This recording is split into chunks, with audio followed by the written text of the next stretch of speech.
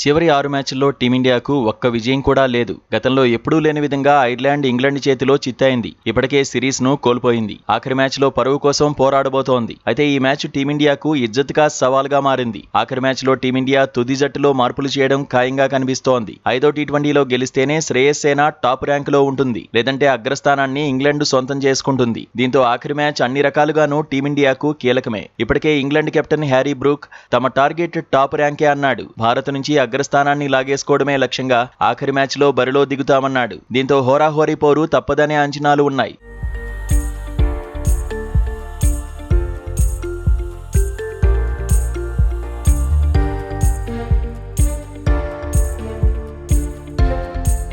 ఇంగ్లాండ్తో ఆఖరి మ్యాచ్లో Abhishek శర్మను team management కొనసాగిస్తుంది అనడంలో డౌట్ లేదు. అయితే ఆడిన 3 మ్యాచ్ల్లోనూ వైభవ్ సూర్యవంశీ ఫెయిల్ అయ్యాడు. దీంతో వైభవ్ను తప్పించి మళ్లీ సంజు శాంసన్ను ఆడిస్తారా అనేది ఆసక్తికరంగా మారింది. ఒకవేళ టీనేజ్ క్రికెటర్ను టచ్ చేయకూడదనుకుంటే ఇషాన్ను తప్పించే అవకాశాలు కూడా ఉంటాయి. ఇషాన్ కిషన్ ప్లేస్లో సంజు శాంసన్ను ఆడించవచ్చనే చర్చ జరుగుతోంది. టాప్ ఆర్డర్ను మార్చకూడదనుకుంటే తిలక్ను తప్పించే అవకాశాలు ఉన్నాయి. తిలక్ ప్లేస్లో సంజు శాంసన్ను ఆడించాలనే డిమాండ్లు ఆల్రెడీ వినిపిస్తున్నాయి. శివం దూబే రెస్ట్ ఇచ్చి సూర్యాంష్ను ఆడించాలనే చర్చ కూడా జరుగుతోంది. స్పిన్ ఆల్రౌండర్ గా అక్షర్ పటేల్ ఎలాగూ కొనసాగుతాడు. వరుణ్ చక్రవర్తి గాయం నుంచి కోలుకోకపోతే వాషింగ్టన్ సుందర్ కొనసాగే అవకాశం ఉంది. హర్షిత్ రాణా కోలుకుంటే ప్రసిద్ధ్ బెంచ్కే పరిమితం అవుతాడు. పేసు విభాగంలో హర్షదీప్ సింగ్, ప్రిన్స్ యాదవ్ కీలకం అవుతారనే అంచనాలు ఉన్నాయి. కెప్టెన్ శ్రేయస్ అయ్యర్ ఫామ్ కీలకం కాబోతోంది.